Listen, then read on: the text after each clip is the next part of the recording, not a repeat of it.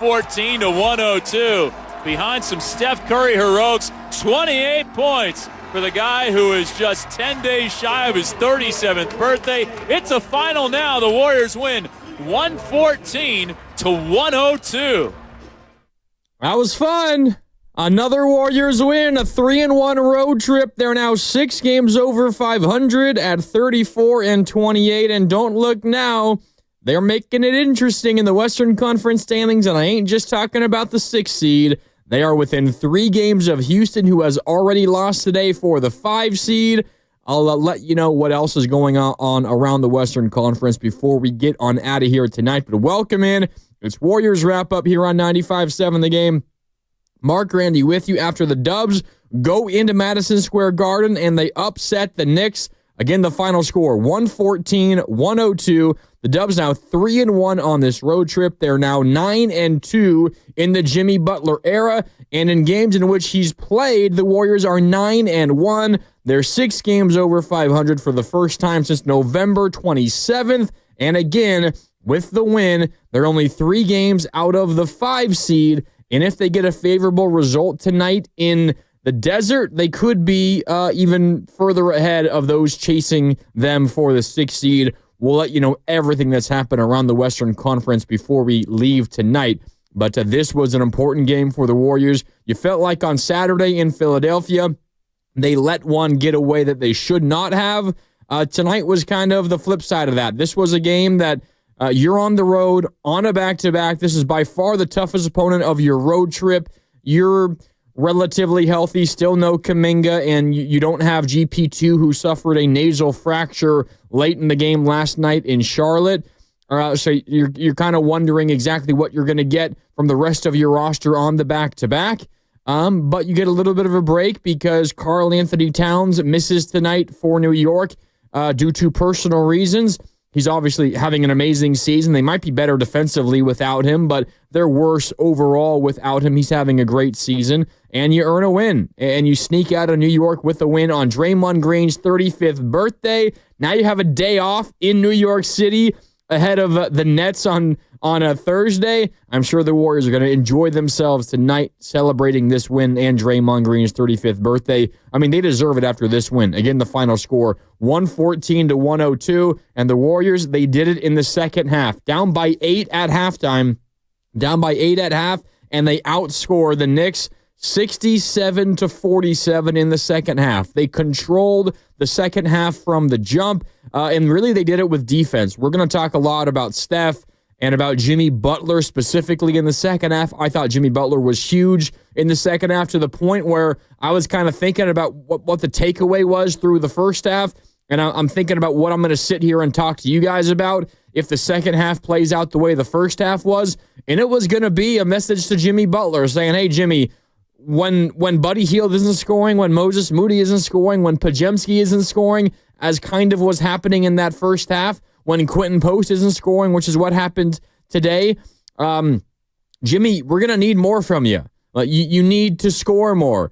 And then he picked it up in the second half. Buddy Hield picked it up in the second half. Steph Curry was his normal great self in the second half. You had some good big Podziemski buckets. Everything kind of worked well. But it was Stephen Curry and Jimmy Butler that led the way for the Warriors in the second half, and that's a big reason why they won this game 67-47. That was the basis for the Warriors, 67 points offensively. But again, they did this on the defensive end. The Knicks, in the second half, only 47 points, 19 for 49 from the field. That's 39% from the field, and 5 of 20 from downtown were the Knicks. The Warriors shut down one of the best offensive teams in the NBA in the second half. And again, a big part of it is because Karl Anthony Towns was out. Karl Anthony Towns is maybe the best shooting big in the NBA. You can go at him defensively, but in terms of what he brings to an offense, he's pretty darn unique. Like the Warriors feel like they got their hands on a shooting big in Quentin Post. Karl Anthony Towns is like the poster boy for a shooting big. He is amazing. In this modern NBA, he's one of the best shooters in the league, and he's a 7-footer. He is unique. He gives them a different level. But even without him, this is still one hell of an offensive team in the New York Knicks. They did an awesome job on Jalen Brunson, specifically in the second half. Brunson, in the second half, specifically, I guess, really in the fourth quarter, he had only 6 points in the fourth quarter, only got up 3 field goal attempts. It wasn't just Brunson getting shots and missing. The Warriors were not even letting him get shots off. And that's the sign of a really good defense, because you can have a defense one night that holds an opponent to 30% shooting, and you say, wow, they must have just been locked down. And sometimes opponents just miss shots, right? That's what happens. And sometimes that's kind of like a fake great defensive night. Like, you could have a fake really good defensive night if your opponent, for whatever reason, just misses shots. Much like you could have a fake bad defensive night. If you're playing good defense, you're contesting, you're not giving up a lot of good looks, and the opponents are just making them, kind of like Orlando in the first half, I felt, for the Warriors to begin this road trip. There were some shots around the rim where the Warriors were a little porous, but for the most part, the jumpers that Orlando was hitting, the Warriors were there defensively, and they were contesting. You live with that. You're going to force them into tough shots. If they make them, they make them. You tip your cap. This was an example where the Warriors weren't allowing Brunson anything easy. And if you are a team trying to defend the Knicks, specifically without Cat in a fourth quarter of a tight game, anybody but Brunson. Don't let Brunson beat you. He's Mr. Clutch. He's Mr. Fourth Quarter. He has iced games and won games by himself down the stretch. The Warriors did not. They refused to let him beat them, and that was a big part of this one. And really, I think the Warriors are beginning to show over the course of a decent stretch of basketball now, the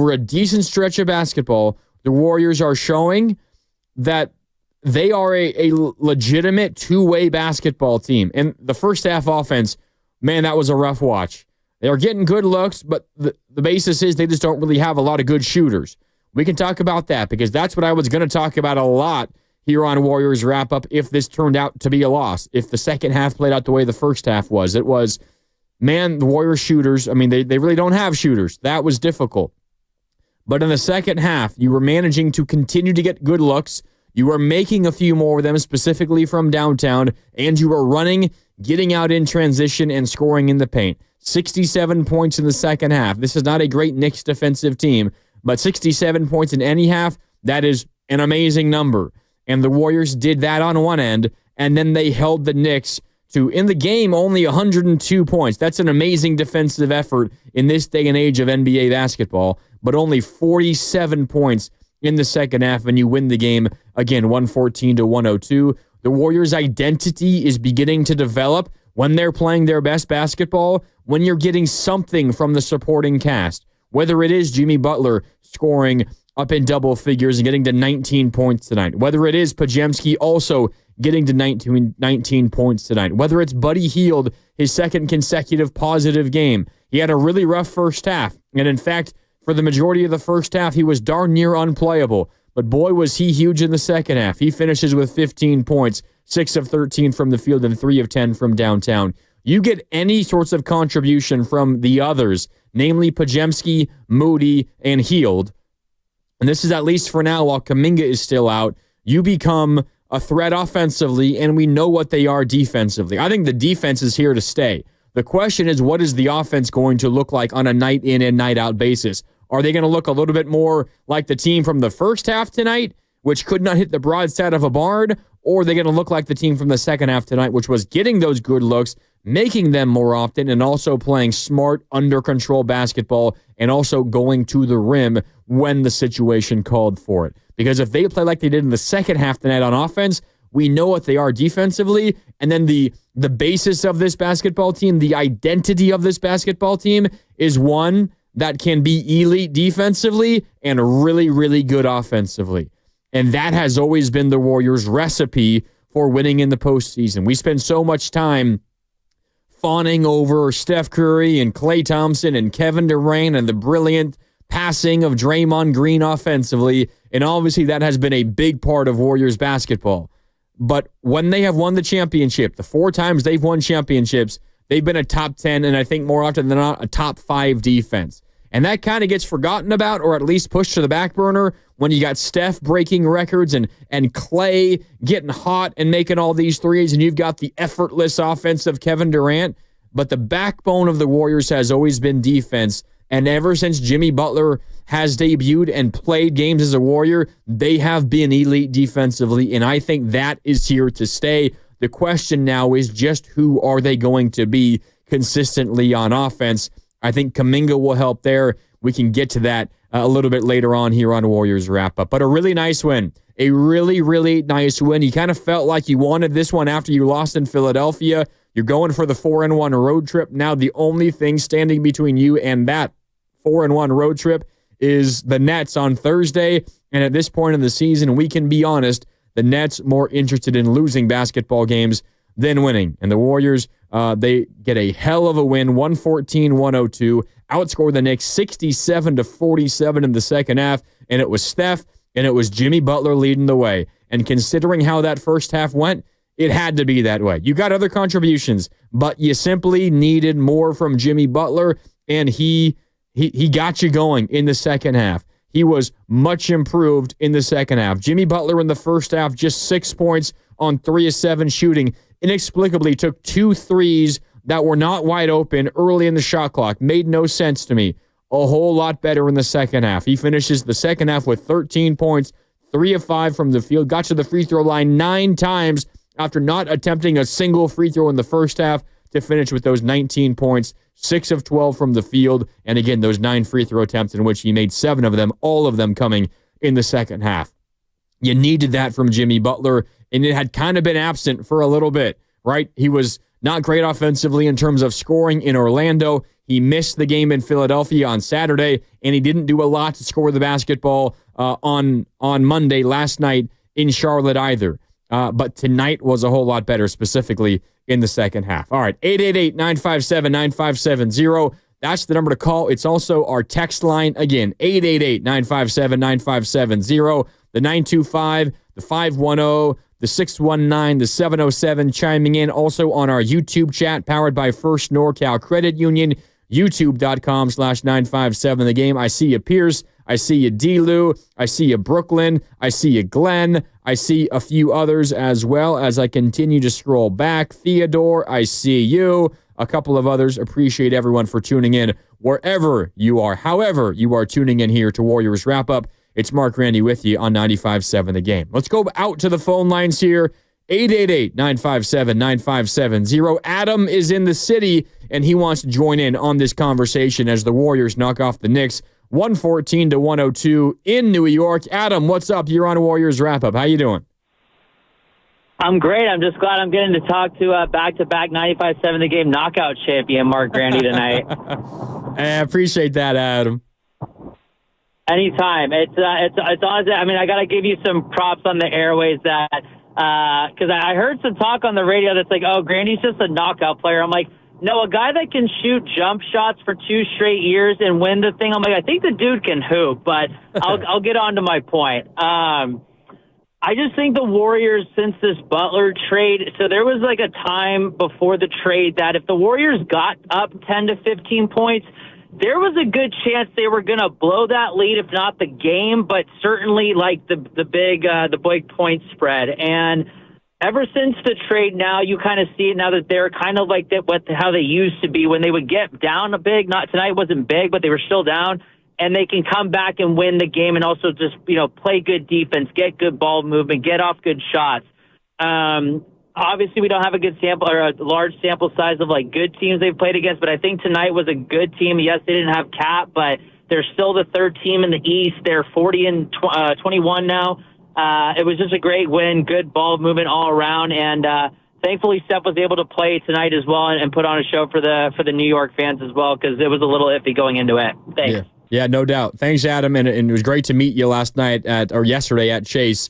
For our knockout tournament. I think you hit the nail on the head there, Adam. I mean, this is a Warriors team where before the Jimmy Butler trade, they could have a great half. They could have a great quarter of basketball. They could be up 15, and then in the blink of an eye, it's gone.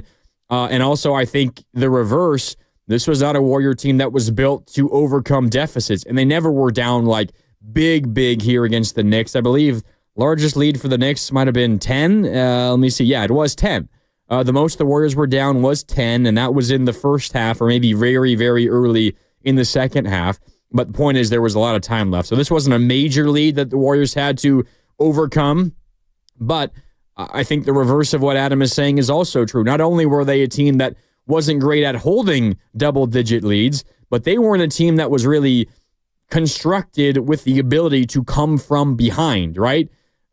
They get down 15, 16, 17, 18, something like that. Like it's difficult for them to come back and fight through that, because the Warriors would be a team where they get down by that much, right? And maybe Steph catches fire and he gets you back within 6 over the course of maybe early in the third when he plays 8 minutes of the third quarter. And he gets you back within 6 or 5 or hell, maybe even 4.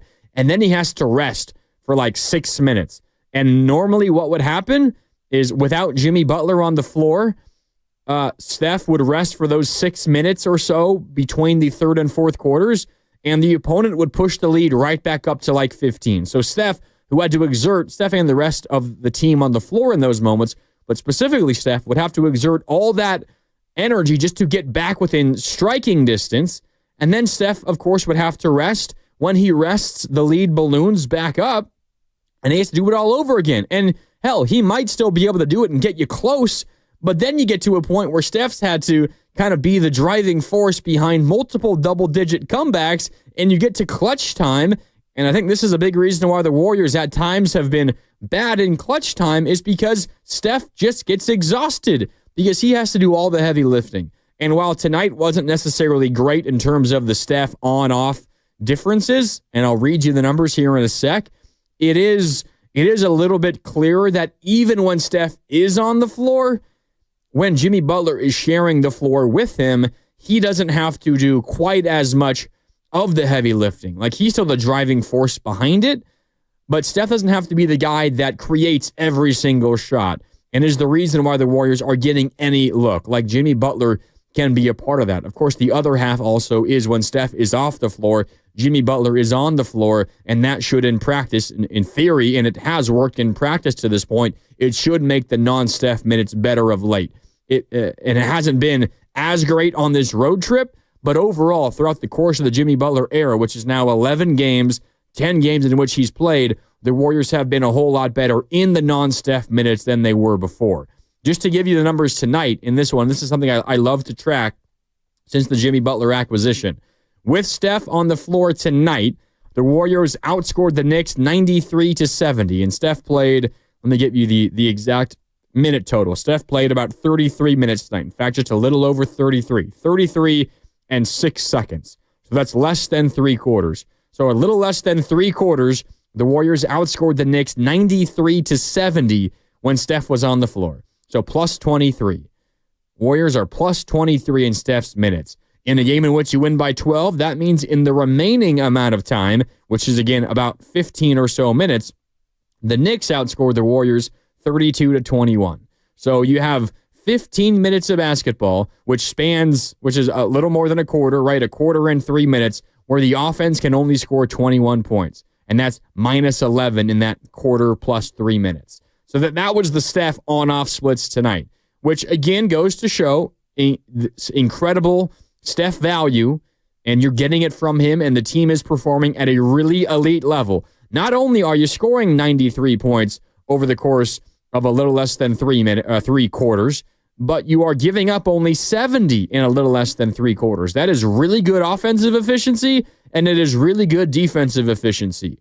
The reverse is true when Steph rests, believe it or not, and it has been the case for a long time. Warriors plus 23 with Steph on the floor in this one, and minus 11 with him off. What's crazy is they were even with Steph on the floor in the first half. So in the second half, when the Warriors won the half by 20 overall, right, the Warriors 67-47 was the second half advantage for the Warriors in total, in both the third and fourth quarters combined. When Steph was on the floor in the second half alone, the Warriors were plus 23. 52-29 was the Warriors' advantage with Steph on the floor in the second half. 52-29. It was just utter and complete domination for the Warriors with Steph on the floor in the second half. And it was good throughout the course of the whole game, but the second half specifically, wow, it was dominant, 52-29 with Steph on the floor. All right, 888-957-9570. It's Warriors wrap-up here on 95.7 The Game. Mark Grandy with you. The Dubs 114-102 winners. They're now 6 games over 500 at 34-28. They're 9-2 since Jimmy Butler debuted. They're 9-1 when he plays. They're 3-1 on this road trip, 6 over 500. They're only 3 games back at Houston for 5th in the Western Conference. Houston lost last night. They have already lost again tonight. I will run through the full Western Conference schedule and results before we get out of here tonight. But for now, let's go back out to the phone lines. 888-957-9570. Eric in Millbrae is up next. What's up, Eric? You're on 95.7 The Game. It's Warriors Wrap-Up. How you doing? Hey, what's going on, man? Really impressive win tonight. I honestly thought this is one game they would lose on this road trip. Shows what I know. I really thought the Knicks, one of the top teams in the league, but for some reason, the Warriors really own them. I can't even recall the last time the Dubs lost to the Knicks in MSG. I think I can't recall, but Curry, a lot of people always like to show out. They say that is the biggest stage in basketball and in sports in some cases with the magical of the Garden. But just the way they were playing there in the first half, I really thought the Knicks would really take over the game in the second half. Gladly, I was wrong. I just love the way that Curry really controlled the pace there. Jimmy Butler really came to life there. Hield was big-time hitting some clutch shots, and the thing that stand out the most was their defense. They really took the Knicks. I know they were without Towns, but still, the Warriors really controlled that game, the tempo there. It really took the Knicks out of it in the second half there. And even with Anunoby hitting big shots there, they really just buckled down, and Curry just hitting some daggers there down the stretch. Just really impressive overall. This was a tough test there coming off that Hornets game, which was a grinder. And the Warriors really took them to task there. So and obviously Podziemski was big time in the first half. So all in all, I love the way the Warriors are playing. And now if you're the Warriors, you take care of business and take care of the games you should be. You see that Memphis and Houston are both reeling. They really got a shot here. I know there's only about 20-plus games left, but I really do think if they take care of the games they're supposed to, they could end up in that 4 or 5 seed there. And so they get probably Memphis or Houston in the first round. So Warriors really got to buckle down here. Take care of games now. I know you got a bad Brooklyn team on Thursday. You better not have a letdown and lose like you did at Philly. So I'm really looking down the stretch here. And if you're the Warriors, barring some major collapse or not focusing and locking in like they should, which would be inexcusable here down the last stretch down of the season, they're really in a good position here with some of the teams ahead of them bumbling. So I really do expect them. It would be disappointing at this point now, looking at the final stretch of the schedule if they end up 6th. So to me, I think they should end up in the 4 seed, probably get Houston or Memphis. If they don't take care of the business, they're probably going to end up 6th, and they're probably going to have Denver in the first round, which is going to be a really tough matchup. So I hope Kerr's got to get to do their skull here. Don't have any letdowns. Take care of this final stretch of the season here, and you could be a top 4 seed with home court in the first round. So let's get it going here, and it's going to be exciting to watch here in the final stretch of the season. Thanks for the time, man. Yeah, appreciate the call, Eric. Always love hearing from you here on Warriors Wrap-Up. You started that call off by asking, when was the last time the Warriors lost at MSG? The last time they lost at MSG, December of 2022. So that was the 2023. So 2 seasons ago, the last time the Warriors lost. But important to note, Steph did not play in that one. Steph now, by the way, 10 consecutive wins in games in which he's played at Madison Square Garden. It's the longest active winning streak at Madison Square Garden for a player, not for a team. Steph did not play in that game, December 20th, 2022. The Warriors got routed, by the way, 132-94.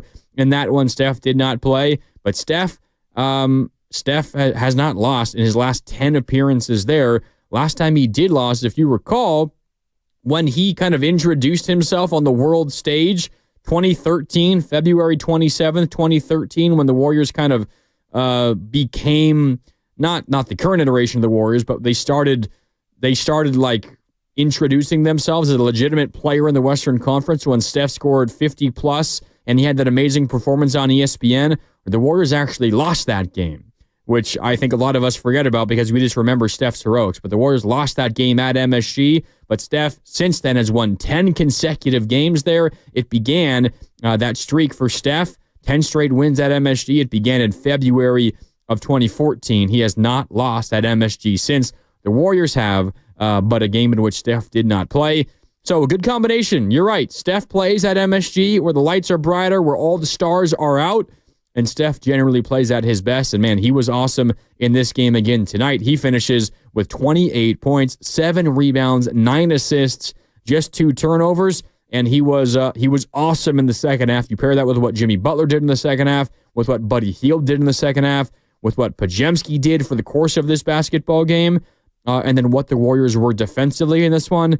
Hard to lose that basketball game when you get those performances paired with what they did defensively, and they ultimately win this one 114-102. All right, time for a break here on Warriors Wrap-Up. We got plenty more time for your calls and your texts. You can join the conversation, 888-957-9570. Plus, I got my eyes on our YouTube chat, youtube.com/957 The Game. Everything we do there, powered by First NorCal Credit Union. I will hop into the chat during this commercial break, and we'll address some of your questions and your comments when we come back. Plus, we got to look around the Western Conference because the Warriors, they're making moves, and they might have an opportunity to climb as high as 5, and hell, maybe as our caller said, maybe 4. I'll let you know what happened around the West and what is currently happening in the Western Conference when we come back. Plus, we will hear from Coach Kerr, who has addressed the media in New York after tonight's Warriors win, 114-102. All that and more coming up as Warriors Wrap-Up continues. Mark Grandy with you after another Dubs win,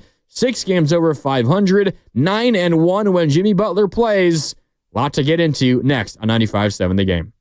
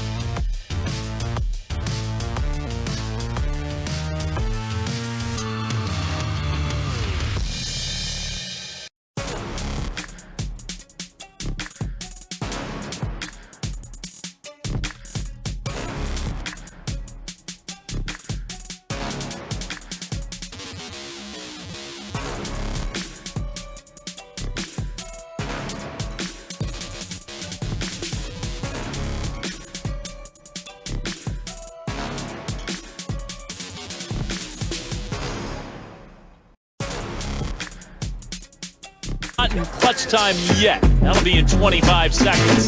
Draymond Green back to the basket, right baseline. Jab step, out to post. Post on the right wing. Giving it back to Draymond. Split action for Steph. Right angle three, in the air. Drilled in! Oh, yeah! And does a little jig afterwards. A little shoulder shimmer. Now back to Warriors Wrap Up on 95.7 The Game. That's the great Kevin Dana sitting in for Tim Roy at MSG tonight. And Kevin doing a great job as always, man. Calling a Steph Curry game at MSG. That is gotta be like experience of a lifetime. MSG, Stephen Curry, where he always plays at his best. And man, was he good tonight. 28 points, 7 rebounds, 9 assists. He was even better than he was in the first half, and he was darn good in the first half, but he was great in the second half. That three you just heard again called by Kevin Dana in for Tim Roy. That was the one on the right wing where it was barely in his hands. There was defenders all over him, and he hit it. It did not matter, and he took a second to admire it, and as you heard Kevin Dana say, he did a little dance right afterwards. He was letting the New York Knicks crowd, the fans, everyone piled into MSG. He was letting them know. He had one moment where I think defensively he crashed into the stands and was down. This might have been that play. I forget exactly which one it was. This one was also in the second half where he crashed into the front row of seats near where Spike Lee sits. If you're watching on television, it's the side of the court closest to where the broadcast angle was on TV, and he crashed into the seats, and it took him forever to get back up and to get back offensively. And there was a moment there where I was a little concerned. Maybe he was down and he was hurt, but he was fine. He got up. Maybe he spilled a drink or something over there, and he was just trying to gather himself and not slip as he got back up. But for whatever reason, he was late getting back up, eventually got back up the court, and then hit a three on that possession, and the Knicks immediately called timeout, but Steph runs back down to the other end of the court, I think to go check in on the fans that he just crashed into. But he was getting into it with the fans, and he's been feisty this road trip. And I think that you can point exactly to the Jimmy Butler acquisition because it has not necessarily like awoken Steph, but it's given him a new sense of the very real possibility that meaningful basketball is back. And you give Steph that taste. You give Steph the possibility that he might be playing in a postseason series or two come April and May. You're going to get the best Steph. Like a Steph when the team is 5 games under 500 or right around 500, and you're hoping that you could be, I don't know, the 10 seed, or fingers crossed, let's be the 9, not the 10, so we have a home game in our first of 2 must-win play-in games just to make the postseason as a 37-year-old. Like, I know that there is still urgency there, but the question is, what exactly are you fighting for? Because this team is not going to come out of the play-in and do anything special. At least I don't think so. They desperately would need the week off leading up to the playoffs to kind of reset themselves and to get healthy, to lose any fatigue that has built up over this stretch run. They need to be in the top 6. So if you're Steph and you're thinking, well, it feels like our ceiling is, I don't know, even just the 8 seed, like that's difficult to reach the level that Steph is reaching right now. And the reason that he's reaching that level, it's 1, because he's an amazing basketball player, but 2, because he now knows in the back of his mind, our ceiling is a whole lot higher than it was before. And with that high of a ceiling, we got a real shot at doing something in the postseason. And when Steph realizes that you have a real shot to do something in the postseason, you're going to get the best Steph that you possibly can get. And I think that's what we've seen from Steph in just how into all these games that he's been, how feisty he's been, how much he's celebrating these individual moments. And I think you can see it when he's on the bench celebrating his teammates as well. I think we're seeing a whole different kind of Stephen Curry right now, the one that we haven't seen since maybe Warriors-Lakers postseason series a couple of years ago after Steph single-handedly won the Warriors Game 7 against the Kings with a 50-point performance in Sacramento. Like, we have not seen it a ton lately from Steph Curry, but we've seen it since Jimmy Butler was acquired. 9-2 in the Jimmy Butler era since he debuted, 9-1 when Jimmy Butler plays. That's how good the Warriors have been of late. And again, they win this one 114-105. to 102. They're now 34-28, 6 games over 500. Last time they were 6 over 500 was all the way back on November 27th. They had lost a game to go to 12-6. They lost the ensuing game to move to 12-7. So the last time they were 6 over 12-6. They're now 34-28 with tonight's 114-102 win over the Knicks. Warriors now 3 games back of the Rockets for 5th place in the Western Conference. And let's run through some of the scores real quick. We'll check in on these again before we do get on out of here, because there are a couple of games that are worth discussing that are currently in action. First, let's go through some of the finals, though. And there are 2 meaningful finals for the Warriors, in addition to, of course, the Warriors final. But first, Houston was visiting Indiana, and the Pacers did the Warriors a favor. The Rockets lost that game. The Pacers, led by Tyrese Halliburton, who had 28 and 15. Pacers beat the Rockets 115-102. This is notable because with that loss for Houston and the Warriors win, the Warriors are 3 games over, or 3 games behind Houston now for the 5 seed. They were 5 games behind Houston like 26 hours ago. Houston lost last night. The Warriors won last night. Houston lost tonight. The Warriors won tonight. From 5 games down a couple of days ago, before the games tipped off yesterday, to 3 games down now.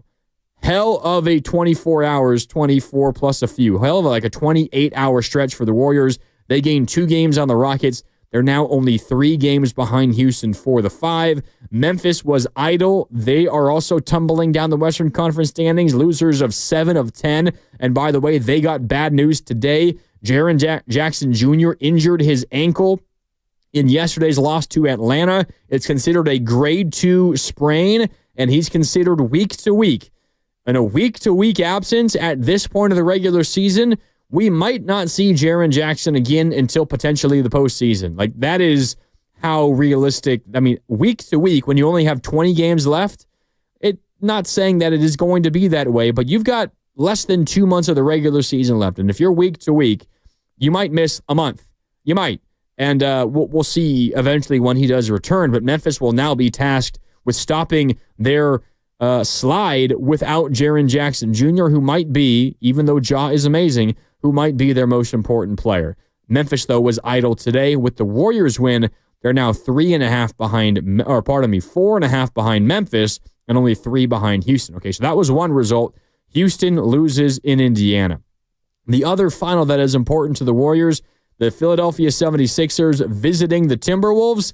The 76ers fell in Minnesota, 126-112. Quentin Grimes, who put up 50, nearly 50 against the Warriors for the 76ers on Saturday, he had 30 points tonight. He's playing out of his mind right now, but not even that was enough to beat the Timberwolves.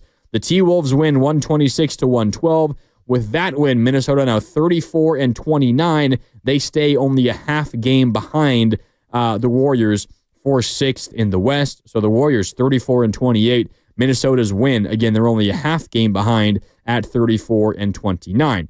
That brings us to a game currently in action in Phoenix, where the Suns are hosting the Los Angeles Clippers. The Warriors should be big Suns fans in this one. The Suns, though, not helping the Warriors out. At halftime in Phoenix, it is 65-49. The Clippers have an advantage. The Suns led by 6 after the first quarter. The second quarter was a disaster for KD and the Suns. 41-29 Clippers in the second quarter. They take a 16-point lead going into the second half. Let's just assume the Clippers win that game. They would then be 33-28. They would also be a half game behind the Warriors for 6 in the Western Conference. So not for certain, but a 16-point advantage at half. The Clippers got to feel pretty good about themselves in that one. If that score holds, the T-Wolves and the Clippers would both be a half game behind the Warriors for the 6. Sacramento is idle. Dallas is idle. Sacramento, they are a game behind the Warriors now, and Dallas 2 full games behind the Warriors. And Dallas feels like they might be slipping. The unfortunate injury yesterday, Kyrie Irving has a torn ACL. His season is over. Dallas now without Anthony Davis. They're without Kyrie Irving. They're without Derek Lively. And, of course, they traded away Luka Doncic. Looks like they might be sliding. Not sure that Phoenix will catch them, although it is possible, but it feels like that last playoff spot is going to be between Dallas and Phoenix. And hey, Portland playing really good basketball of late as well. Maybe Portland has a chance to sneak up if Dallas and Phoenix both continue to sputter. That is most of the important things for the Warriors. The one other game of import is going on in LA right now, the Lakers and the Pelicans. The Lakers lead only by 3. They had a big lead after 1, but the Pelicans owning the second quarter so far. It's 41-38 Lakers. This one doesn't really matter to the Warriors that much in terms of seeding, but when you try to factor in who you might want the Warriors to play in a first-round series, that kind of tells you if you want the Lakers to win or lose. Do you want the Lakers to be the 2 or the 3? If you are the 6, would you rather play the Lakers or the Nuggets? I'm not sure. I think I'd probably rather play the Nuggets versus the Lakers in the first round. So honestly, the Warriors might be rooting for the Lakers to get that 2 seed so you can avoid the Lakers at all costs in the first round. But I could be swayed if you would rather play the Lakers over the Nuggets. I think that could go either way. But those are all the important games around the Western Conference right now. Before I do get out of here tonight, I will check in on that Clippers Phoenix score and the Lakers Pelicans score for the final update on that one before we get out of here for tonight. But for now, let's go back out to the phone lines, 888-957-9570. It's Warriors wrap-up here on 95.7 The Game. Dubs knock off the Knicks 114-102 with a great second half. 67-47 was the second half advantage after the Warriors fell behind by 8 at half. They won this game with defense and then a team effort from Steph to Jimmy Butler to Buddy Hield to Brandon Pajemski to a couple of others who chipped in the second half. Warriors got this thing done on the road with their defense. All right, out to the phones we go because Ivan is standing by. Ivan's in Oakland. What's up, Ivan? You're on 95.7 The Game. It's Warriors wrap-up. How you doing? Hey, thanks for taking my call. How you doing today, sir? I'm doing well, man. This Warrior team's playing good basketball. What do you think? Man, they went kind of old school on how you win basketball games, and you win basketball games with defense. I think tonight the Warriors asked themselves, not really asked themselves, but this is a good team. So, hey, this is a big test. This is a playoff team, and a team that's number 3 in the Eastern Conference. You know, how do we match up? So I think this win is going to have ramifications all through everything. Like, okay, we got a shot. I'm not saying they got a shot to win, but everybody in the West now knows that if you draw Golden State, that they're going to be a nightmare to get rid of. I mean, they were averaging 117 points a game. That was I'm not sure if people understand. That's what a job they did defensively. From start to finish, they made them struggle. And it took a little bit out of our offense in the first half, but then we got going. The other part of that is the inside-out game. I have a basketball team that I coach, and I wish they could. I preach this all the time. You got to go inside. I know y'all, because this young generation, right? They like to just throw up threes. They think they're Steph Curry. I said, 1, y'all don't put in the work Steph Curry put in to get that good. You just don't. Okay, and 2, if you'll be more open if you go inside. If you go inside and we're scoring inside, the defense collapse. You're still going to get your threes, but now they're wide open. Okay, because now you stretch the defense to run it out to 3, you throw it inside. To run it out inside, you throw it to 3. So it changes your offense completely. So the gravity of Butler, who stays inside, and Curry, who stays outside, the defense is stretched. They don't know who to stop.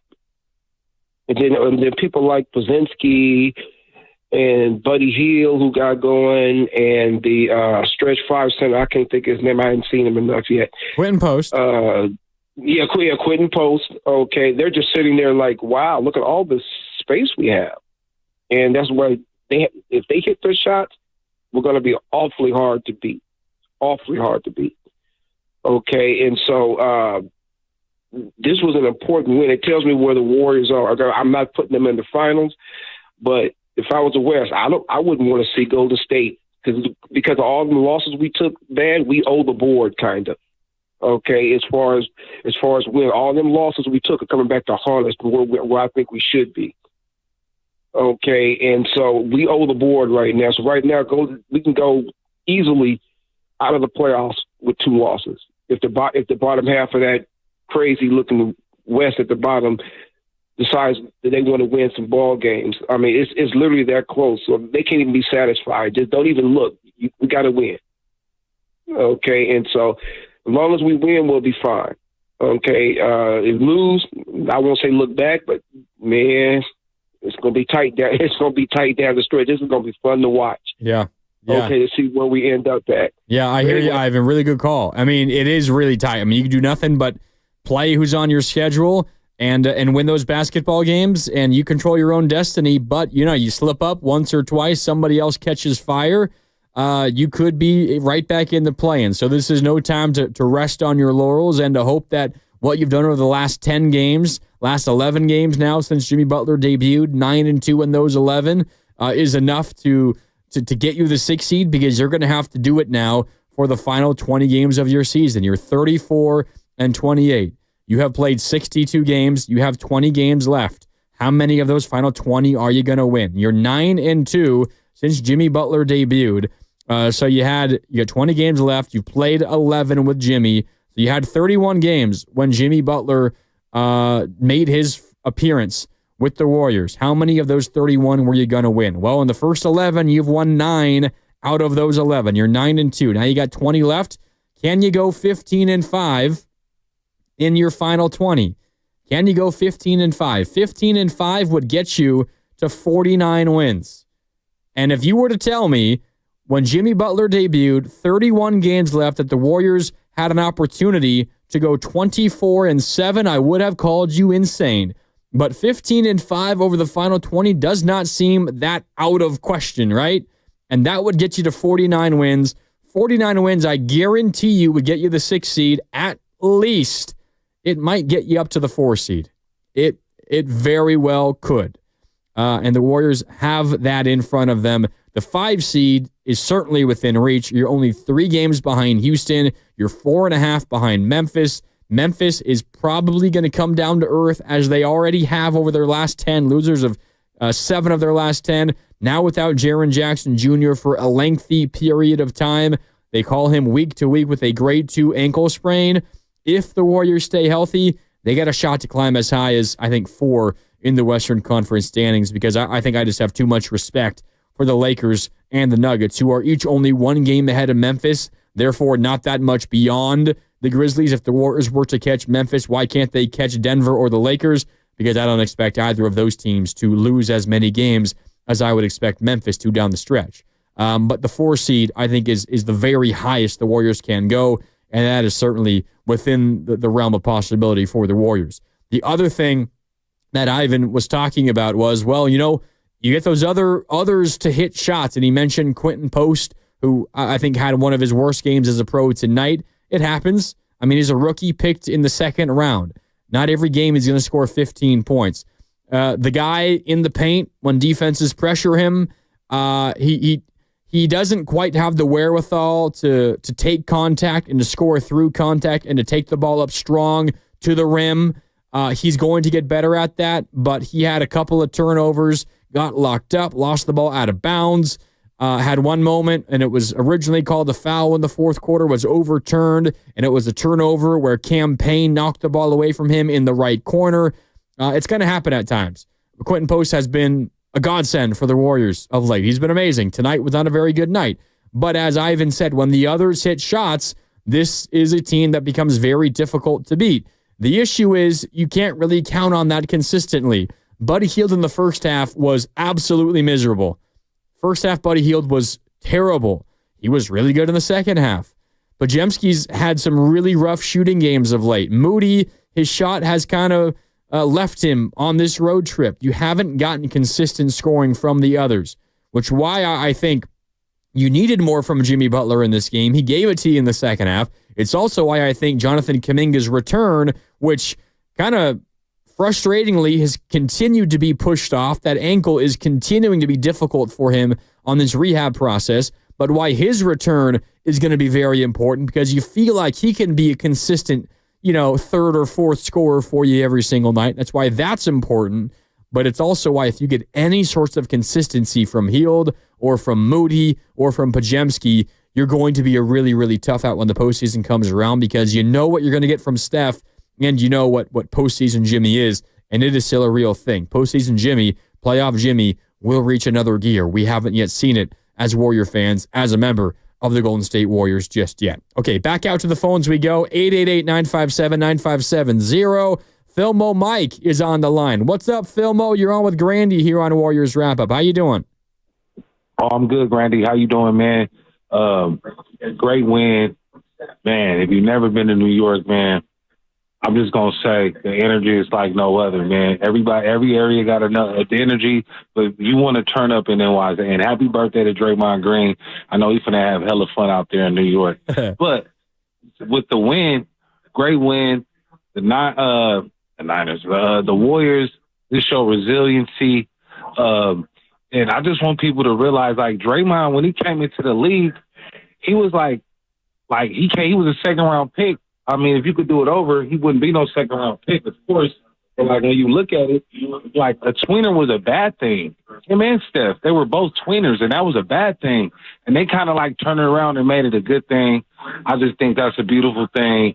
They had a great game. The defense, Jimmy Butler did his thing. And, yeah, I don't know where Moody's shot went, but he'll get it back. It looked good. It be looking good. And Quentin Post, I don't know what it is, but every time that the Warriors get them weird calls where it reverses on them in the most worst way, where they supposed to go to the line and then, like, the opposite happened. I don't know why those happen to them. It never happened for the other team, but I'm not blaming the refs. I'm just saying it's just a coincidence that it never happens for the other team. Yeah, I appreciate the call, Philmo. The one that you're talking about was the one I referenced where Quentin Post had the ball in the corner, Cam Payne's pressuring him, and Cam Payne, first of all, he has his hand like resting on Quentin Post's chest, and not like he's pushing him out of balance, but he's contacting him there. Then he swipes with his other hand, gets the ball, but also gets a decent amount of arm, and on the follow-through, like, hits into Quentin Post's, like, shoulder, upper chest area, and originally called for a foul, and at that point, there was like 7 minutes left in the fourth quarter, and it was going to send Quentin Post to the free throw line. That would have put the Warriors in the bonus. It would have been over the limit for the Knicks, and it would have been, a big way for the Warriors to kind of ice that basketball game. Tom Thibodeau, head coach of the Knicks, challenges it, gets it overturned, which I didn't really agree, but whatever, okay. It gets overturned, and the Warriors then don't get free throws. It turns into, I think it was a 3 the other way for either Anunoby or Bridges. I can't remember, but it was a big swing in that basketball game, and I know what Philmo's talking about because I have noticed something similar. Some of the officiating in Philadelphia didn't make a lot of sense down the stretch. Warriors, though, didn't do themselves any favors with their decision to challenge when they challenged, and whatever. It's a whole rabbit hole that we're going down. But, yeah, interesting decision there from the officials on that one. But ultimately, the Warriors get the win, 114-102 over the Knicks. Really nice win because for so much of this stretch with Jimmy Butler, the Warriors now 9-2 since he debuted, 9-1 in games in which he's played. So much of the anti-Warriors rhetoric, right, has been, well, who have they beat, right? Congrats, you beat Chicago. Congrats, you beat Milwaukee without Giannis. Congrats, you beat the Rockets without Van Vliet. Congrats, you beat the Kings. You beat the Mavericks, who didn't have a single big man. You beat Orlando, and you needed 56 from Steph to get it done. Hell, you barely beat Charlotte. That was a tight game last night. Who have you beat? Well, tonight was the win that the Warriors got with this new Warriors squad against a really good basketball team. And I know a lot of those people out there who maybe felt that way prior to tonight are going to say, well, tonight it was without Cat, doesn't count. That's still a really good basketball team at home, led by Jalen Brunson, Mikal Bridges, Josh Hart, OG Anunoby. They got Mitchell Robinson back lately. That's still a really good basketball team, even with Karl Anthony Towns. And the Warriors dominated them in the second half, 67-47. So much of the way I feel about, like, who you're playing and is it a quality win? Is it a bad team? Is it a good team? It's so much less about the opponent for me, although that does have a certain amount of value, but it's about how you play, right? Like a 1-point win over Charlotte, yeah, it's a win and you beat a team that you're supposed to beat, but honestly, a 1-point win is more, a 1 point win over Charlotte is more concerning than a 1 point loss to OKC, right? Like against OKC, a great team. Well, you lost, all a failure. No, you fought and you were right there. It's about the margin of victory or defeat and the expectation with which you think you should play against said team. Against Charlotte, you win by 15. All right, hell of a win. Against the Knicks, you win by 2. That's an even better win because the Knicks are a much better basketball team, and the Warriors ultimately won this game by 12, 114-102. It's less about who you play and more about how you play. Were you dominating that team? And the Warriors in this road trip's been a little bit of the exception to the rule, although they controlled the fourth quarter against Charlotte, much like they controlled the fourth quarter tonight. And the Orlando game is the Orlando game. That's an anomaly because Steph was Steph, and you needed all of those 56 points. But for the most part, in the Jimmy Butler era, the Warriors have done exactly what they've needed to do against just about every single team that they've played. And if that's meaning holding on versus a good team like Houston or like the Knicks tonight, or if it's dominating a bad team like Charlotte at home or like Dallas at home or Chicago in Chicago or a couple or the Kings on the road, like those are all big check marks and big pluses in your favor. So it's less about have you beaten a good team. It's more about in the games in which you have played and won, how well did you play? Did you control it from start to finish? And if it's a yes, then hell yeah, that's a major plus, and that means something going forward. Now, how are you going to stack up against the best of the best? That may still remain to be seen. However, I will say you've beaten OKC twice. You've beaten Boston once. You've beaten Memphis twice. You've beaten Houston 3 times. This is a Warrior team that does have a pretty good resume of wins against one of the groups of really good teams in the NBA this year. They have a really good resume against good teams that not a lot of other good teams can flex, and the Warriors can flex that. And that was all before Jimmy Butler, by the way, as well. All right, 888-957-9570. Back out to the phone lines as we continue to react to this Warrior win. 114-102 over the Knicks at Madison Square Garden. Steph Curry now 10 consecutive wins when he has played at MSG. The Warriors have won 10 consecutive games with Steph at the Mecca. All right, 888-957-9570. Gary is in San Francisco, and he's up next. What's up, Gary? You're on Warriors Wrap-Up. How you doing? Hey, Mark. How are you doing? Thanks for taking my call, man. Great show tonight. Great callers. Yeah, appreciate it, man. What do you think about this Warrior win? How you feeling, Gary? Hey, I feel like you said it earlier, meaningful basketball ahead. And you know what it reminds me of? It reminds me of Game 2 of the Western Conference Championship in 2015. Warriors won 99-98. Steph had the ball at the last second. It was just, to the wire, and you felt it. And that's kind of what it feels like right now. Yeah, Gary, no. I mean, I think the promise of this Warrior team being in a position to be on a big stage and to control their own destiny in a postseason series is what's driving this basketball team right now. And I think it's difficult to not notice it. It's one thing like in Steph's stats, and Steph has been great since Jimmy Butler was acquired. And really, not since he debuted, but since the trade was announced. You go back to the game in Utah where the Warriors lost, and Steph is like averaging 30 points per game on incredible efficiency. And you look at some of those numbers and you compare them to like MVP Steph, unanimous MVP Steph from 2015, 2016, like they're very comparable. Like Steph is playing at a pace and at a level right now of like that he's never played better of in his career. Like maybe over the course of a 10, 12 game stretch he has. But if you're looking at like Steph's career best seasons, like Steph is playing at that level right now over the last 11, 12, 13 games.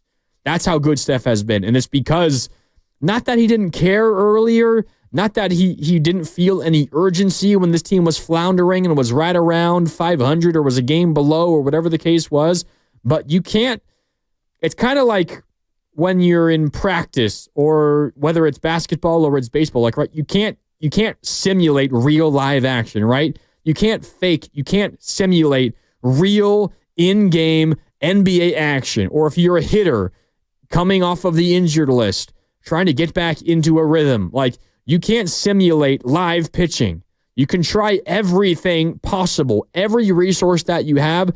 Nothing simulates live pitching, or if you're a pitcher, live hitting. It's why, the Blake Snell issue for the Giants last year, he signed so late. He did not have a spring training, and it's why he was so bad to begin the season. No matter what you're doing by yourself, like, you can't simulate that. You can't simulate real live action. So if you're Steph and you're sitting on a team that's around 500 and is struggling just to make a play-in spot, like, you can't simulate the fire that gets born inside you when you're given, like, a lifeline and you realize, oh, we have a shot to make a postseason series, and you put me in a postseason series, you give me a realistic path to a postseason series, I know how to win that.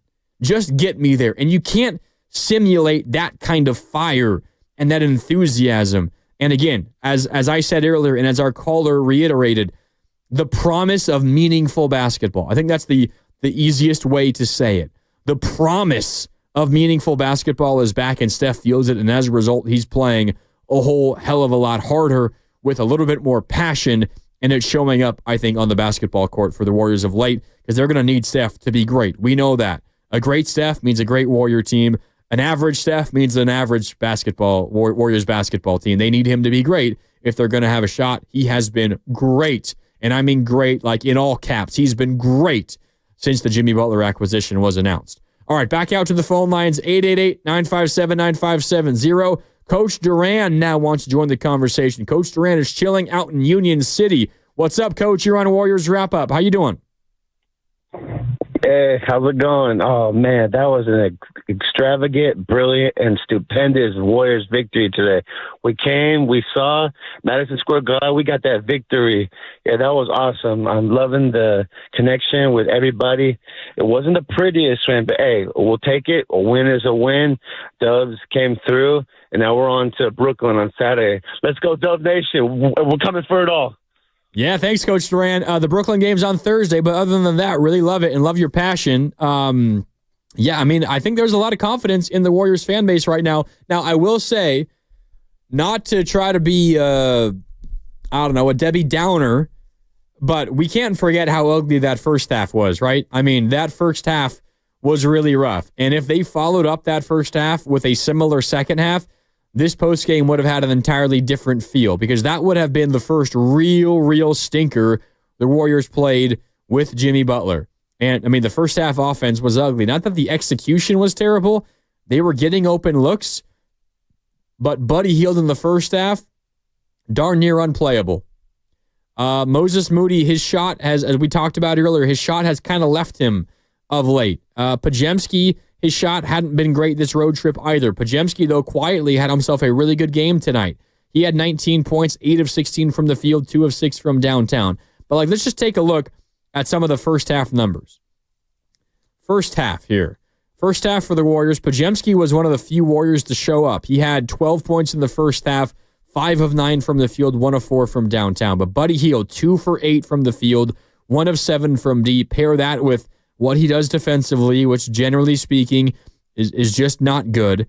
Butler was 3 for 7, didn't get to the free throw line in the first half. Moody was 2 for 5, 1 for 3 from downtown. Even Steph was a volume scorer in the first half, 3 for 9 and 1 for 3. The execution offensively wasn't terrible, which I think gives you some confidence. But at a certain point, you got to look at these three-point shooters and ask yourself, well, do we have a group of shooters that we can rely on consistently? And I'm not sure the answer is yes. Because if Buddy Hield is not going to be a consistent shooter, I don't know who you have beyond Steph and Quentin Post. And it's crazy that I'm including Quentin Post in this. And Post, again, wasn't great today. Only scored, I believe, 5 points. Let me confirm that for you. Quentin Post today, only 3 points. 3 points, 1 of 4 shooting, 1 of 2 from downtown.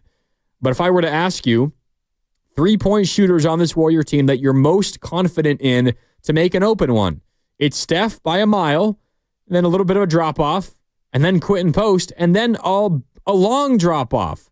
Like a Moody 3 right now, a Podziemski 3 right now, a Hield 3 right now. I don't feel good about it. In fact, generally, I feel pretty bad about it. A Jimmy Butler 3, forget about it. He's made 2 as a Warrior. He took He took 3 today in this game, including 2 on consecutive possessions in the first half, which made no sense to me. The Knicks were begging Podziemski, Moody, Jimmy Butler, and Draymond to shoot threes in the first half, and the Warriors just simply said, okay, we'll do that. They're giving us these open threes, we'll take them. And they were bricking every single one of them. It was rough. It was rough. Now, at some point, it's just a make-or-miss league, and if you make them, you'll win. If you miss them, you lose. And that's what happened in the second half. The Warriors made their threes in the second half. I have the numbers here for you. Let's see if I can find them. The Warriors in the second half from downtown were 8 for 14 after just 5 for 23 in the first half. So, yeah, some of it is just, are you going to make them or are you going to miss them? My issue or my concern with the Warriors is I don't know if they have enough shooters to where you're going to make them consistently enough to where you're going to get enough support around Steph to win postseason series. Now, I will think that's where the onus falls on Jimmy Butler. Not necessarily to make a bunch of threes because that's not his game, but just to provide a scoring thump other than Steph. Because if you're not hitting your threes, you need some other way to score. And Jimmy Butler gives the Warriors a way to score in, a new way, driving and getting to the rim and getting to the free throw line and hitting a mid-range, scoring around the rim, driving and dishing to others. Warriors don't have a ton of that. Jimmy Butler can add that. I think the onus falls on Jimmy Butler in these moments when the others' shots aren't falling. And in fact, if the second half went the way the first half went, I think I was going to come out here on Warriors Wrap-Up and tell you Jimmy needs to do more. Jimmy needs to do more. But maybe he heard me. He heard what I was thinking about all the way out in New York City, or maybe Steve Kerr came up to him, or maybe it was Terry Stotts or Jerry Stackhouse or whoever, or Ron Adams or Q or whoever it was and said, hey, Jimmy, we need a little bit more from you in the second half. And Jimmy responded.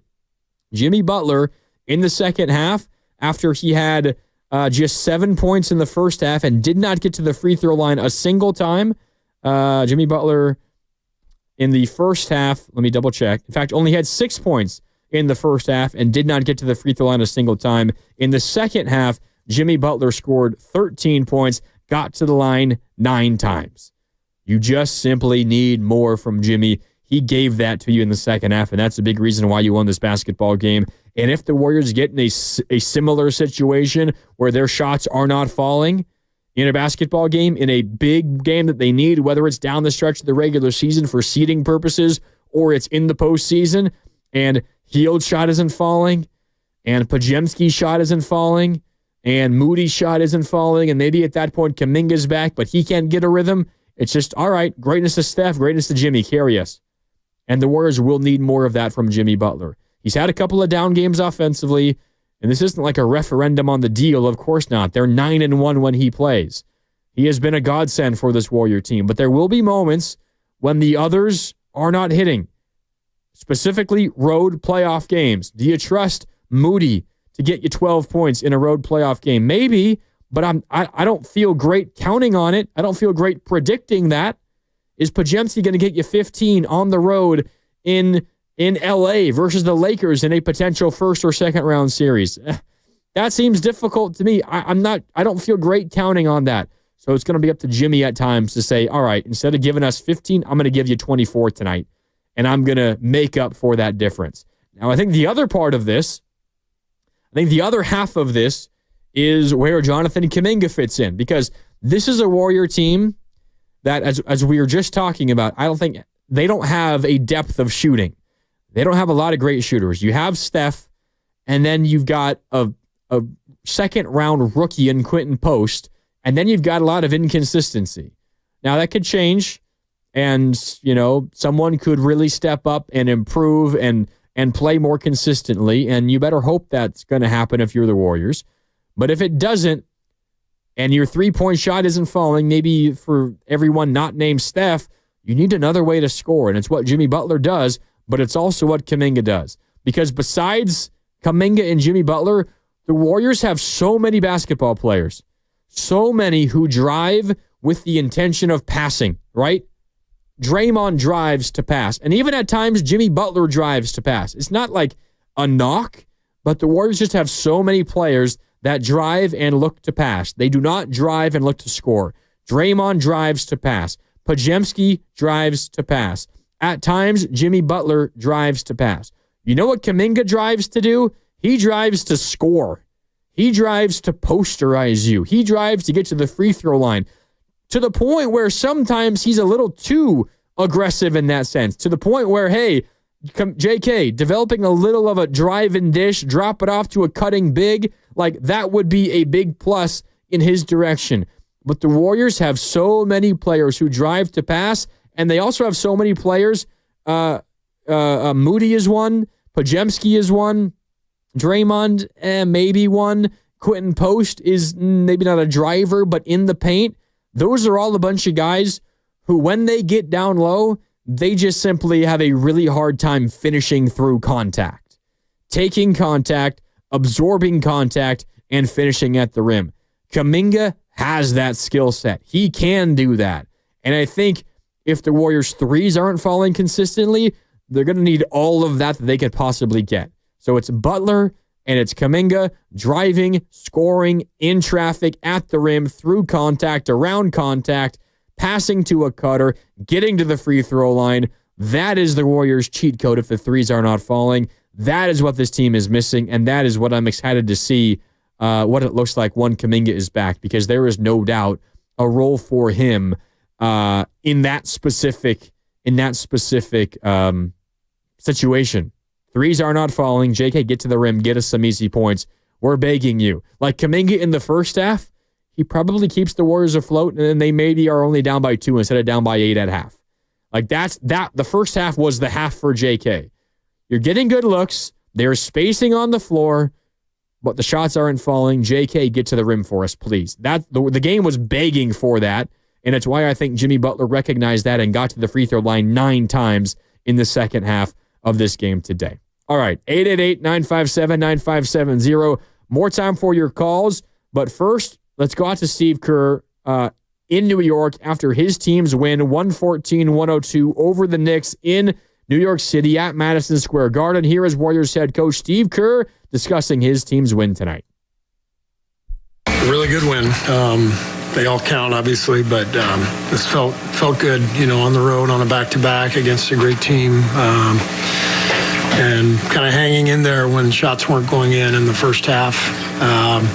Just liked how solid we were for the whole 48. Every possession mattered, and there was a purpose, and Jimmy has a lot to do with that.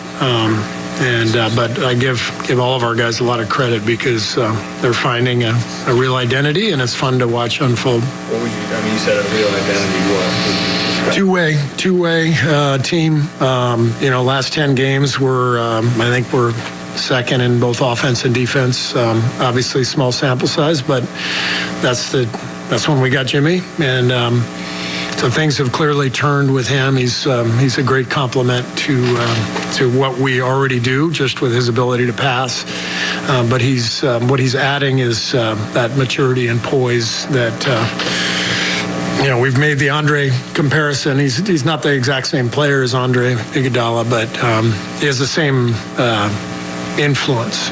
Just constantly reading what's happening, settling us down, and creating good possessions at both ends. What dynamic does it give you guys when he is aggressive and drawing fouls like that, getting to the line? Yeah, that's obviously what we're looking for is to have a two-pronged attack. With obviously Steph is the guy who's going to create a lot of chaos and havoc and come off screens, but we need what Jimmy's doing. 9 free throws tonight. He kind of just bludgeons people in the lane. His footwork is incredible. My favorite play of the game was his jump stop, the foul at the basket, and let everybody fly by, and goes and lays it in. Not many people do that anymore, but you talk about playing off 2 feet in order to avoid mistakes and turnovers. He epitomizes that, and with that kind of strength, he can envision. He makes that jump stop in the lane, and he can score. He can find shots behind the play, And it's part of why he keeps things calm out there for us. So it's really fun to watch. You talk about their basketball IQ all the time. How much did you see that play where Draymond gets the ball, hits Jimmy inside, Jimmy hits Steph for the three? Yeah. I mean, those three guys are really a good fit for that reason. They all have great vision, great feel for the game. I think you can add Brandon to that. The four of those guys all really have a great sense of the game. I thought Moses was fantastic tonight. His defense, he did a great job. Just staying disciplined with Jalen, making him make mid-range shots, not biting on pump fakes. And he scrapped out about 3 or 4 loose balls, diving on the floor. So Moses was fantastic. What do you think was the biggest difference between the first half and the second half of the game? Honestly, the ball finally started going in. I think we were 5 for 23 from 3 in the first half. We had plenty of good looks, but we stayed with it. And everybody who stepped on the floor competed and was solid, and we kept having good possessions. But the second half, the ball started going in. I thought Buddy's stretch at the end of the third, early fourth was really an important part of it. That's Steve Kerr postgame in New York tonight after the Warriors 114-102 win. He hit on a number of interesting things there. While it's fresh in my mind, Buddy Hield, big stretch, late third, early fourth. He hit the three at the very tail end of the third quarter to give the Warriors an 82-81 lead. Important, and shout out to Bonte Hill for making me aware of this statistic.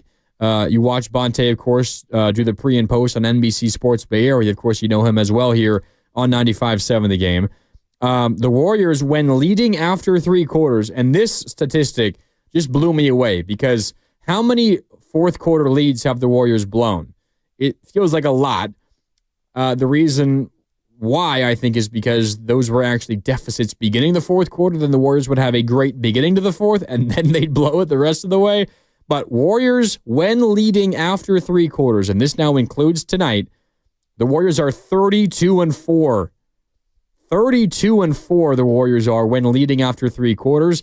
Buddy Hield's 3 just before the end of the third quarter gave the Warriors a 1-point lead going into the fourth, and they won the game. 32-4 now when the Warriors are leading after 3. The reverse, though, is when the Warriors are trailing after 3. They're 1-22. How ridiculous is that? 1-22 are the Warriors when trailing after 3. There are the few games where they were tied after 3, but when trailing after 3, 1-22. When leading after 3, 32-4. Buddy Hield was a big reason why the Warriors had a lead going into the fourth because he hit that 3 just before the third quarter buzzer. He then scored a 3 early in the fourth as well, and that was a big reason why the Warriors got off to a good run, and they did it without Steph. They did it without Steph to begin that fourth quarter. Then Steph came in. They go immediately on an 11-0 run, and during that 11-0 run, right when Steph checked back in the fourth quarter, 5 different Warriors scored. Guy Santos hit a 3, Steph hit 1, Moody had a lay-in, Butler got to the free throw line, and Kevon Looney had a dunk. 5 different Warriors scored in that 11-0 run for the Warriors, which, again, great offensive execution there, but that was the defense that led the way for the Warriors in the second half specifically, and even more specifically in the fourth quarter when they shut down Jalen Brunson and they shut down the Knicks in general in that fourth quarter as well. Something that Steve Kerr said, and this was what we were hitting on earlier in the show, it feels like the Warriors are beginning to develop an identity, and Steve Kerr said, quote, a real identity. And then Anthony Slater hit the follow-up question to Steve Kerr was, well, what is that identity? And Steve Kerr said a two-way team. He said, I believe in the last 10 games, we're a top 2 offense and defense. It depends what statistic you are looking at, but I just have last 10 games across the board for all NBA teams, offensive rating, defensive rating. There are, of course, other metrics you can look at. Offensive rating has the Warriors the 7th best over the last 10. Still pretty good. You'll take it. I'm sure Steve Kerr's looking at a different metric than I am, but offensive rating, last 10, and this is before tonight, the Warriors' 7th best offensive rating, 2nd best defensive rating, and this was a question that was thrown out by AH on our YouTube chat, youtube.com/957 The Game, who is the only defense better than the Warriors over the last 10, that would be the Detroit Pistons, who are 9-1 in their last 10. They have the best defensive rating in the league over any team's last 10 games. Net rating, the Warriors have the third best net rating over the last 10. Cleveland, Detroit, and Golden State. That is the top 3 net rating over the last 10. So I think Steve Kerr's looking at different metrics, but generally the point still stands. Very good offense, even better defense. That is this Warriors' identity. I have a little concern about the offense specifically. I think the defense is going to be very, very good as long as they stay healthy.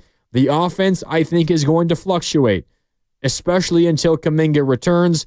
Kuminga, though, we don't really know when he's going to be back because we thought it was going to be this road trip.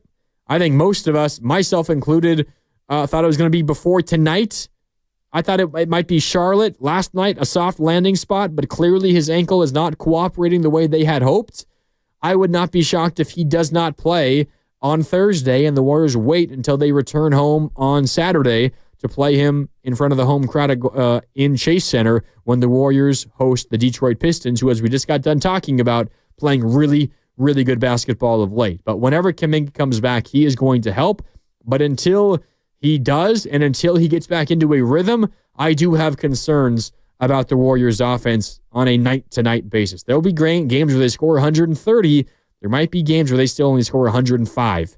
And is the defense going to be good enough on that night where they only score 105 to win that basketball game? They very well might be. Like tonight, they were great. They only allowed 102 in this game, and they win by 12, 114-102.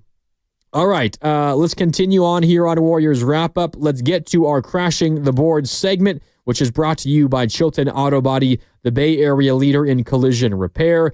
Crashing the boards tonight, that honor goes to Draymond Green. Draymond Green, 9 rebounds for the Warriors in this one in 34.5 minutes. Also 8 points, 9 rebounds, 8 assists. He was darn near a triple-double, although didn't get to triple or to double figures in any of those categories, but he was close. 8 points, 9 rebounds, 8 assists. Those 9 boards led the way for the Warriors. Draymond Green is playing pretty good basketball of late as well. He's been a little more aggressive with his shot this road trip. Not necessarily tonight, only 2 for 4 from the field, 0 for 1 from downtown, but he has been more aggressive, looking to score. It has been working out for him, but you know what you're going to get from him defensively and as a ball distributor. 8 assists to go with 9 rebounds and 8 points for Draymond Green tonight. He gets the honor of crashing the boards, brought to you by Chilton Auto Body, the Bay Area leader in collision repair. Okay, before we get on out of here, let's take one more check on the games going on across the Western Conference right now. We're into the fourth quarter in Phoenix, where the Clippers still hold a double-digit lead over the Suns. 95-81 is the current score as Kevin Durant hits a 3. So now 95-84. There's a chance there. There's a chance for Phoenix that they could come back and make this one interesting. But it looks like the Clippers are going to hold on. That would be the odds-on favorite at this point. If that is the case, and if the Clippers do win, they would improve to 33-28, and they would be just a half game behind the Warriors. They would stay on pace with the Warriors. Warriors right now a game ahead of the Clippers, but let's assume a Clippers win for a moment. The Clippers would move back to a tie with Minnesota. They'd be a half game behind the Warriors, and they would move a half game ahead of the Kings, who are right now a game behind the Warriors. Then you have Dallas, now 2 games behind the Warriors. Dallas, they lost Kyrie Irving for the season yesterday with a torn ACL. Really bad luck. Dallas looks like a graveyard right now. Luka gone. They acquired AD. He's now hurt. Kyrie is hurt. You got to feel for Klay Thompson at this point. It's kind of just Klay and a few other players left on the Dallas Mavericks right now, as it seems like their season is going to only get worse from here. But the Warriors have 2 games, a 2-game advantage on the Mavericks, half game on Minnesota. If the Clippers lead, that lead will be just a half game as well, and a full game on the Kings, and again, 2 games on the Mavericks. So that is one score in the Western Conference right now. 97-87 now is the score in favor of the Clippers, but the Suns on an 11-2 run. So they were down by as many as 19 recently. They're down just 10 now with 10 to go in the fourth quarter. The other score that is meaningful for the Warriors. The Lakers lead the Pelicans 80-72, 7.5 to go in the third quarter. This one important, not because the Warriors are going to catch the Lakers, but because you probably want the Lakers to be the 2 seed. So if you are the 6, you avoid them. I think I'd rather play the Nuggets or the Grizzlies or the Rockets, really anybody other than OKC. I think my fear meter probably goes OKC and then the Lakers. So I'd rather play the Nuggets over those 2. You should, I think, root for the Lakers to be the 2 seed so you don't have a first-round matchup against them. But then if you are in the 3-6 matchup, you could get the Lakers in the second round, but you can't really, you don't really have the ability to pick your poison when you get that deep into the postseason. But those are the scores around the West right now. 10-point advantage for the Clippers in Phoenix and an 11-point advantage for the Lakers in Los Angeles at this hour. Both games in the second half. The Lakers still have 7 minutes to go in the third quarter in this one. All right, that'll do it for Warriors Wrap-Up tonight here on 95.7 The Game. Let me sneak something in here really quick before we do get on out of here. You're listening to 95.7 The Game, KGMZ FM and HD1 San Francisco and Odyssey Sports Station. Always live on the free Odyssey app, Twitch, and YouTube, powered by First NorCal Credit Union. For a low-rate auto loan, apply online or just ask for First NorCal financing at the dealer. Thanks so much to everyone for tuning in, to all of the callers, all of the texters, and everyone on YouTube as well. Appreciate your interaction as always. I'll be back with you on Thursday to wrap up this Warriors road trip, a 5-game roadie. The Dubs trying to make it 4-1. They could do that with the win on Thursday in Brooklyn against the Nets. That game tips off at 4:30, just like tonight, which means pregame coverage begins at 3:30, and I got you covered for postgame sometime around 7:30 or so here on 95.7 The Game. Until then, this is Mark Grandy signing off. Thanks so much for tuning in. We'll talk next time right here on 95.7 The Game.